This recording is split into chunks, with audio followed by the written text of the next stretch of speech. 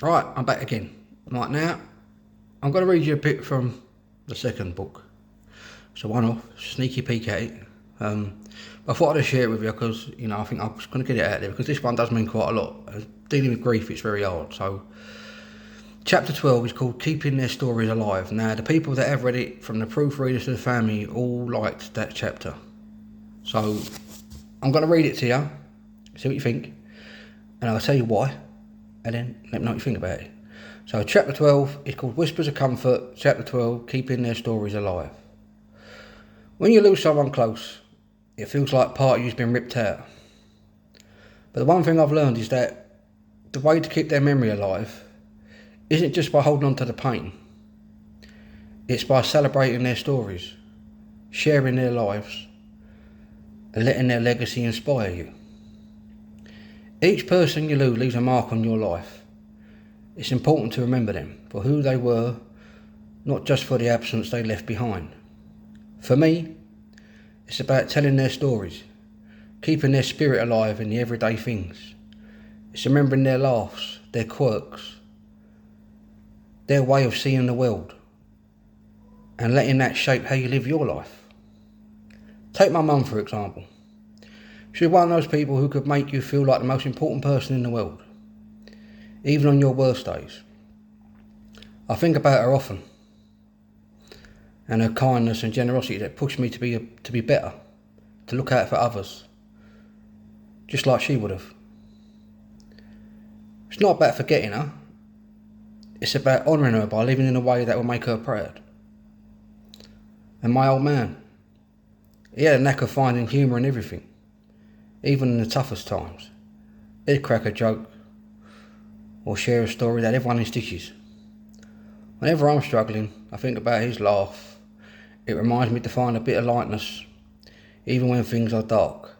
His story, his way of making the best of things is something I carry with me, a way to keep my spirit alive. Sharing these stories is not just about reminiscing.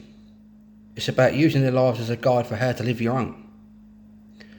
Every time you tell a funny anecdote or share a piece of wisdom they left behind, you're keeping part of them with you.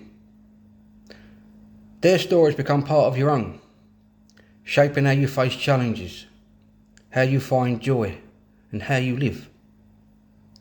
Sometimes the best way to honour those we've lost is by letting their stories inspire us. It's about carrying forward their lessons, their passion, and their love. So whether it's through a shared memory, a tradition that they cherished, or just the way you live your life, make sure their stories keep shining through. At the end of the day, it's not about letting go of the pain. It's about letting their lives continue to impact the world through you. It's about celebrating their story and using it to make the most of your own. In doing so, you keep their memory alive, not just in your heart, but in a way you live every single day. Now, I really like that chapter because I think that's very true, and it gets my eyes going a little bit, but it is important. Grieving is so hard, and you're so angry for so long and you're so bitter for so long that you forget that telling them little stories, or having that Christmas or Easter, whatever tradition it is you've got, keeping them going is keeping them near. Their memories are still there. And they're in a place where no one can get to them. They're in there. But you've got to share it with people. I have to share with my kids. My kids never met my mum and dad. And there's so many stories I could have told them. But grieving is hard. It's fucking hard, I know.